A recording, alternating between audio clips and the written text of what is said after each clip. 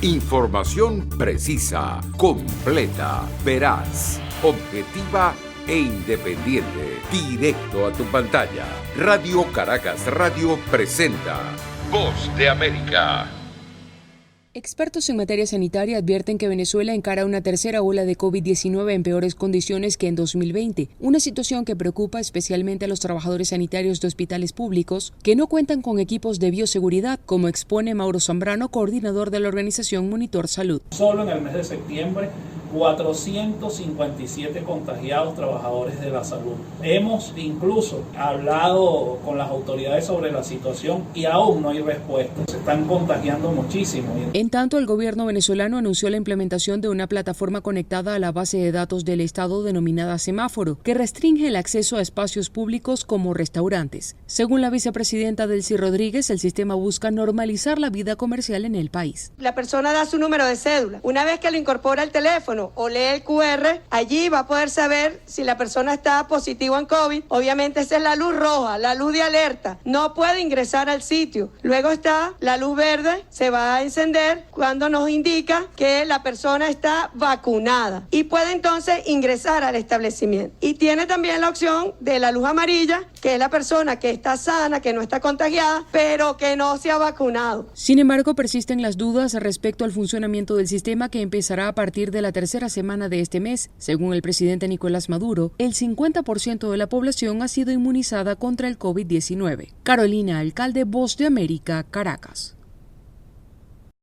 Mientras la Armada de Colombia continúa en la búsqueda de al menos 6 personas desaparecidas en aguas del Caribe, luego del naufragio de una embarcación con 29 migrantes y que dejó además 3 muertos, las autoridades denunciaron que bandas de tráfico de personas están utilizando puertos y lanchas ilegales para zarpar con migrantes hacia la frontera con Panamá, con fatales consecuencias, como explica el contraalmirante Juan Rosso, comandante de la Fuerza Naval del Caribe. Esto es una irresponsabilidad por parte de personas inescrupulosas que quieren aprovechar la situación de aglomeración de migrantes que hay en Necoclí y les ofrecen este tipo de embarcaciones y los llevan a puntos clandestinos para embarcarlos. Y es que mientras la situación de hacinamiento en Necoclí continúa siendo crítica, en la frontera con Panamá cientos de migrantes a diario también exponen sus vidas a múltiples peligros para cruzar la espesa selva del Tapón del Darién. La canciller de Colombia, Marta Lucía Ramírez, reiteró el llamado a la comunidad internacional para que haga frente común contra esta tragedia. Lo que nos pasa en Necoclí es producto de que Ecuador los dejó subir, pero Panamá no los puede absorber a todos. Panamá dice: yo no puedo recibir más porque Costa Rica no me los deja pasar, y así sucesivamente, pero mientras tanto son miles de personas sufriendo y con el riesgo enorme de perder la vida, como lo estamos viendo hoy tan dolorosamente. Entre tanto, el presidente Iván Duque dijo que en la visita que realizará a Colombia, el secretario de Estado de Estados Unidos, Antony Blinken, prevista para la próxima semana,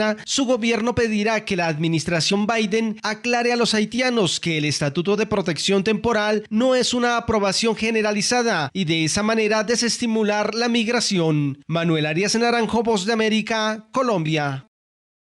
La defensa de la soberanía nacional y la patria, el antiinjerencismo, el socialismo, la autodeterminación, la independencia y la resistencia a lo que se denomina como la invasión yanqui han sido los pilares fundamentales del discurso oficial que sostiene el gobierno sandinista ante la nación y el mundo para enfrentar una demanda global de democracia, justicia y transparencia en el proceso electoral. Pero para muchos defensores de derechos humanos, el discurso oficial carece de validez y vigencia ante la realidad de Nicaragua y los convenios internacionales suscritos por el país y que el gobierno está comprometido a respetar. Gonzalo Carrión, del colectivo de derechos humanos de Nicaragua Nunca Más, explicó a La Voz de América sus conceptos sobre esta posición. El Estado de Nicaragua, como la mayoría de los estados del mundo, está obligado internacionalmente por haber suscrito la mayoría de los instrumentos de derechos humanos a respetar los derechos humanos de su población. Esta semana el Ministerio de Relaciones Exteriores de Nicaragua atacó con virulencia al embajador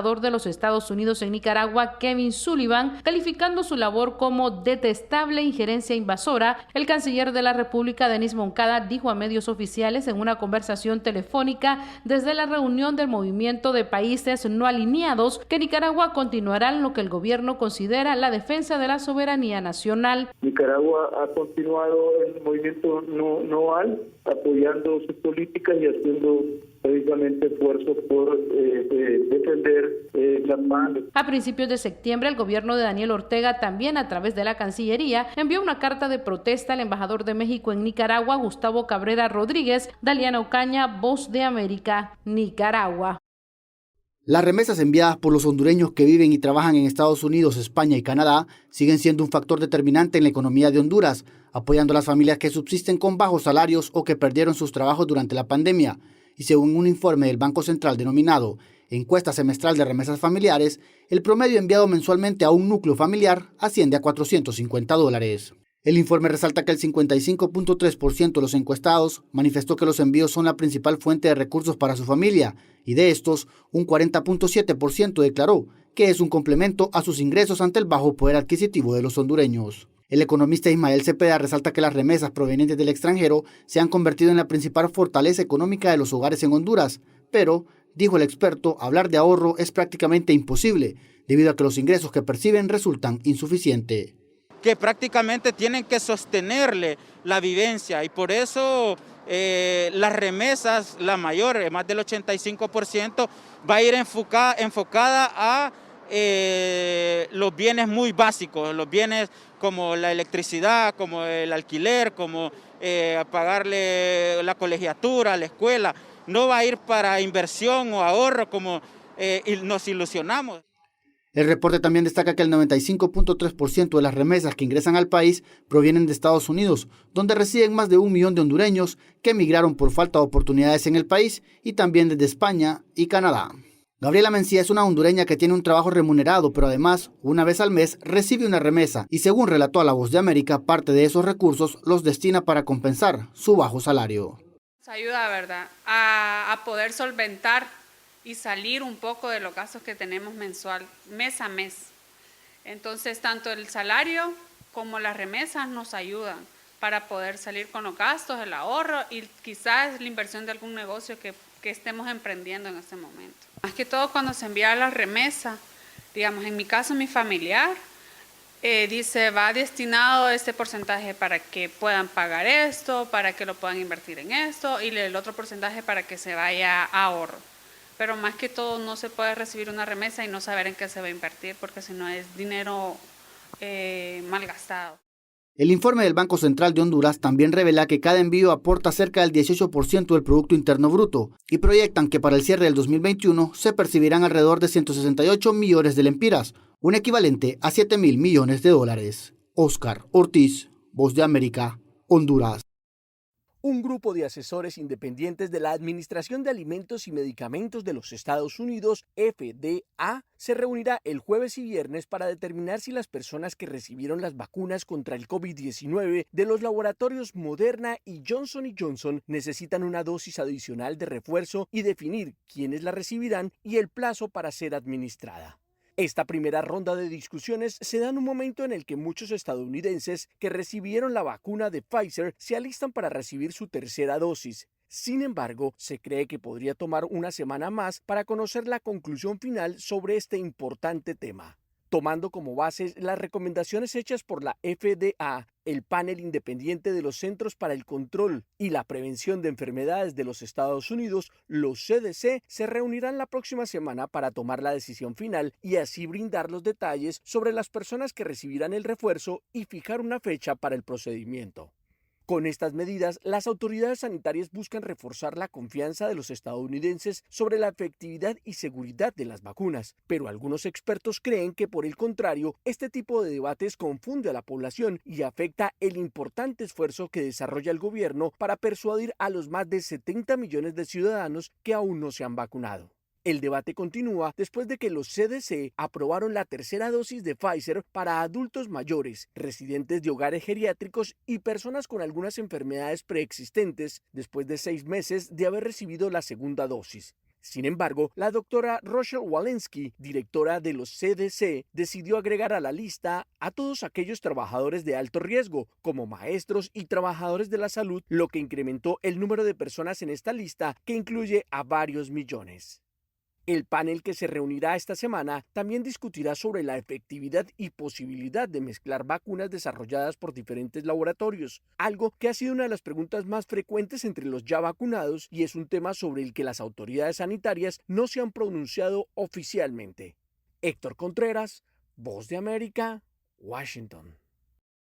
Las medidas para afrontar la emergencia sanitaria causada por la pandemia del COVID-19 resultaron en un aumento del 12% de la deuda en países de bajos ingresos, con un récord de $860.000 millones en 2020, según un nuevo informe anual del Banco Mundial denominado International Debt Statistics 2022, Estadísticas Internacionales de Deuda 2022. Muchos países de ingresos bajos y medianos estaban en una débil posición económica al comenzar el 2020, en medio de una desaceleración del crecimiento económico y con una deuda pública y externa muy elevada. Pero como muchos gobiernos en todo el mundo, respondieron a la pandemia del COVID-19 con masivos paquetes fiscales, monetarios y estímulos financieros, medidas que iban dirigidas a abordar la emergencia sanitaria y amortiguar el impacto de la pandemia en los más pobres y vulnerables. Eso llevó a que los saldos de deuda combinada de los países de ingresos bajos y medianos aumentara poco más del 5% en 2020 hasta casi $9 billones.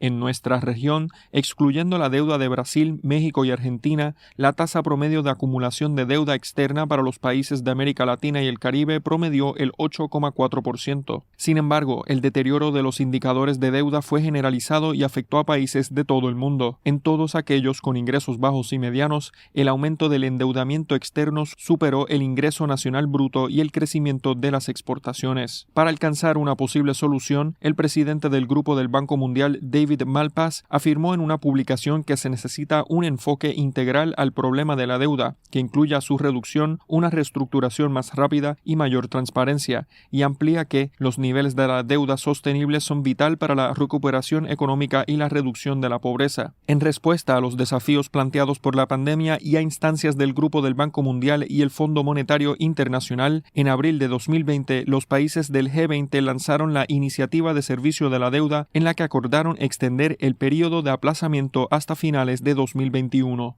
John F. Burnett, Voz de América, Washington. La huella del COVID-19 todavía se percibe en el ámbito económico y, según pronosticó el Fondo Monetario Internacional, el FMI, la recuperación económica mundial luego de la crisis sin precedentes provocada por la pandemia se está debilitando y en tanto aumentan los factores de riesgo. La consejera económica de la entidad, Geeta Gopinath, advirtió a los gobiernos que si los efectos de la pandemia se prolongan, podría producirse una reducción acumulada del Producto Interior Bruto mundial en más de $5 millones durante los próximos 5 años y exhortó a la comunidad internacional a actuar para evitar semejante catástrofe. Los acontecimientos recientes han dejado muy claro que todos estamos juntos en esto y que la pandemia no habrá acabado en ninguna parte hasta que termine en todas partes. La comunidad global debe intensificar esfuerzos para garantizar el acceso equitativo a las vacunas en todos los países, superar las dudas sobre las vacunas cuando se dispone del suministro adecuado y asegurar mejores perspectivas económicas para todos. En lo que a Estados Unidos respecta, la organización financiera recortó su estimación de crecimiento para 2021 en 1 punto porcentual y disminuyó al 6%, un ritmo que no se veía desde la década de los 80, y temen que el crecimiento estadounidense podría verse más perjudicado en función de lo que decida el Congreso sobre los planes de gasto de infraestructura propuestos por el presidente Joe Biden y valorados en $4.000 millones. En tanto, en su informe, el Fondo Monetario Internacional elevó las perspectivas de crecimiento para Latinoamérica en 2021 al 6.3%, medio punto porcentual por encima de su último pronóstico en el mes de julio. Un vaticinio sorprendente teniendo en cuenta que se trata de una de las regiones más afectadas por la pandemia. Resalta el aumento en las previsiones de Argentina, que crecerán casi 1 punto porcentual, y su vecino Chile será el país latinoamericano que crecerá a mayor ritmo, un 11%. Además, Perú y Colombia también presentaron pronósticos favorables para sus economías. Esta previsión de crecimiento corresponde principalmente al buen desarrollo del sector exportador de materias primas, aunque en la cara B de la moneda también será la región que experimente mayor inflación, más de un 9%. 6%. Con todo, el informe elaborado por el Organismo Monetario Internacional augura que para 2022 las economías avanzadas recuperarán sus niveles económicos prepandémicos, mientras que los países en vías de desarrollo tendrán que esperar varios años para retomar tales niveles. Unos datos que evidencian la disparidad de los recursos para poner fin a la pandemia entre los países con más recursos económicos y aquellos cuyo acceso a las vacunas contra el COVID-19 continúa siendo muy limitado. Judith Martín Rodríguez, Voz de América. El secretario de Seguridad Nacional de los Estados Unidos, Alejandro Mayorkas, emitió un memorándum dirigido a los agentes federales de inmigración, informando que los arrestos masivos en los lugares de trabajo de inmigrantes que se presuma viven ilegalmente en el país cesarán para enfocarse en sancionar a sus empleadores. El documento califica a estas personas que contratan agentes sin un estatus legal inmigratorio como personas sin escrúpulos que explotan la vulnerabilidad de los trabajadores indocumentados incluyendo maltrato, pago de salarios bajos, condiciones laborales peligrosas y tráfico humano. El memorándum de 3 páginas instruye a los directores de los servicios de inmigración, aduanas y ciudadanía que elaboren un plan en 2 meses para aumentar las penalizaciones a empleadores, alentar a los trabajadores a reportar prácticas inescrupulosas sin temor y coordinar con otras agencias como el Departamento de Trabajo. El despliegue de operaciones masivas en lugares de trabajo que resultaron a veces en arrestos simultáneos de centenares de trabajadores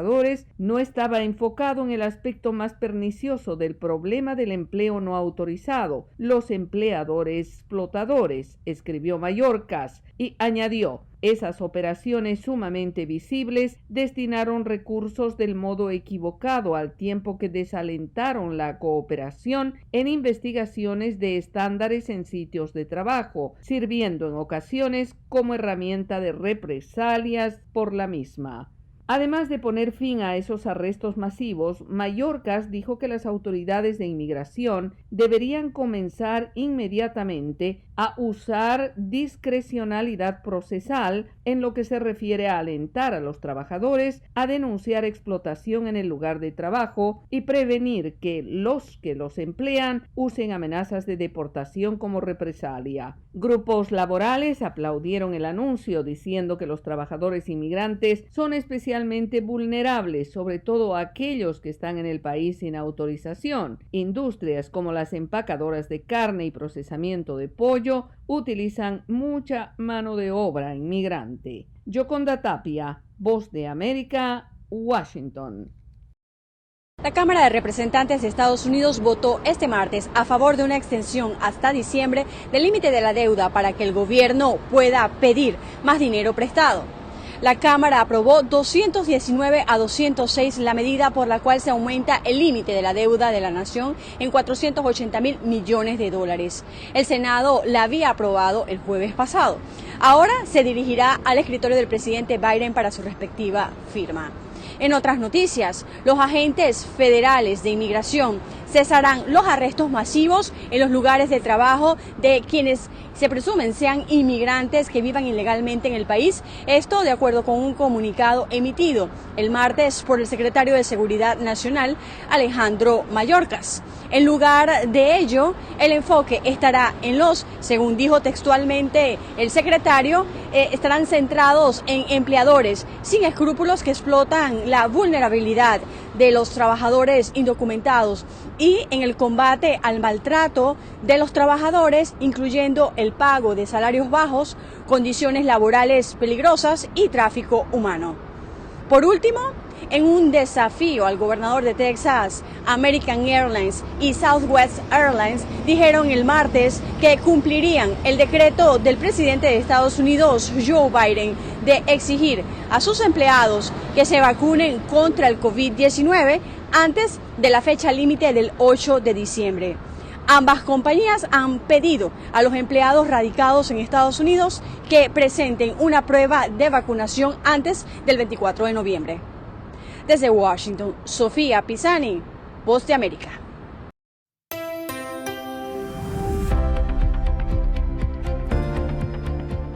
Cordiales saludos a nuestra audiencia desde Washington. Soy Yoconda Tapia y hoy en Conversando con la Voz de América abordamos el tema de la situación política en Venezuela que, pese a los esfuerzos de la oposición y el apoyo internacional, continúa sin muchos cambios mientras el país se prepara para elecciones regionales. El líder opositor venezolano Leopoldo López visitó Washington, D.C. y en entrevista con La Voz de América y nuestra colega Natalí Salas Guaitero, destacó los elementos que considera son fundamentales para los venezolanos, destacando el compromiso internacional. El primer presidente que elevó el volumen y alertó sobre lo que estaba ocurriendo en Venezuela fue el presidente Obama. En el año 2014, yo estaba preso en aquel momento y fue cuando se firmó la orden ejecutiva. Y ese fue un momento muy importante porque se le dio atención y prioridad al tema de Venezuela. Luego vino la administración Trump, que le dio una gran importancia, mucha relevancia al tema de Venezuela, con lo que estamos muy agradecidos. Y luego, con la administración Biden, se ha continuado la importancia del tema de Venezuela. Esto te lo digo porque la causa por la libertad y la democracia en Venezuela, aquí en los Estados Unidos, aquí en esta ciudad Washington, es una causa bipartidista de los republicanos y de los demócratas. Y todos tienen una posición muy clara de que, uno, Maduro es un criminal, un dictador. Segundo, que hay que ejercer toda la presión para salir de la dictadura. Tercero, que apoyan el proceso de negociación que estamos llevando en México y que no están dispuestos a que se levante ninguna sanción si no hay un paso o pasos significativos hacia el objetivo que es lograr una elección presidencial libre, justa y verificable. ¿Cree usted entonces que ese paso necesario es que Nicolás Maduro acepte medirse en elecciones presidenciales? Bueno, eso es lo que nosotros esperamos. Ese es el objetivo de la negociación. Una elección, pero presidencial. Una elección que realmente pueda producir el cambio político. Para llegar allí no va a ser fácil. Para llegar allí se tienen que dar una serie de cambios institucionales en nuestro país, cambios en el CNE, cambios en el sistema judicial. Los partidos tienen que regresarse a sus legítimas autoridades, permitir que los presos sean liberados, el regreso de los exilados, eliminar las inhabilitaciones, permitir esto que estamos haciendo, que no se permite en Venezuela, que es la comunicación libre, permitir y no criminalizar las reuniones, los mítines, la congregación, es decir, una serie de condiciones que hoy no existen en Venezuela. Pero se van a medir en elecciones regionales, no presidenciales, pero regionales, ahora en noviembre. ¿Cuáles son las expectativas del gobierno interino, toda vez que no hay garantías, han sido ya cuestionadas porque no hay garantías de transparencia? Mira, lo primero es que aquí hay que hablar con la verdad. Esas no son unas elecciones ni libres, ni tampoco justas, ni verificables. Y nosotros no podemos mentir, no podemos decir que de repente cambiaron las condiciones del 2018 o del 2020 cuando no fuimos a la elección. Siguen estando las mismas condiciones. Sin embargo, la participación se está dando porque se han cerrado todas las otras puertas para hacer política en Venezuela. Al igual que en muchísimos países autoritarios, la pandemia ha sido utilizada en Venezuela para aplastar la posibilidad de que la gente salga a protestar, que se movilicen y que pueda haber una alternativa a la propuesta de la dictadura. La elección permite, que no es una elección, este evento electoral permite organización, movilización, que se pueda mandar un mensaje, que se pueda hablar por la radio, hablar por la televisión y que eso permita que la llama de la lucha por la libertad se mantenga encendida. Ojalá se logre conquistar algunos espacios, gobernadores, alcaldes, concejalías. Sin embargo, creo que lo más importante es la lucha y la movilización que se pueda dar y que no permitamos que en Venezuela pase lo que ha pasado en otras dictaduras, como Corea del Norte, como Cuba, en donde la llama de lucha por la libertad, la esperanza, la motivación de seguir adelante se ha apagado. Nosotros no podemos permitir que se apague esa llama de lucha por la libertad. Era Leopoldo López, líder opositor venezolano, que continúa su tarea de lograr el retorno de una democracia plena a su país en medio de acciones internacionales que por mucho tiempo intentan apoyar ese esfuerzo. Esto fue Conversando con la Voz de América.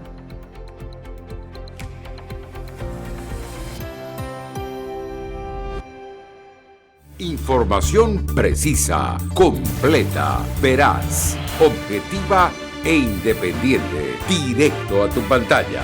Voz de América en RCR 750.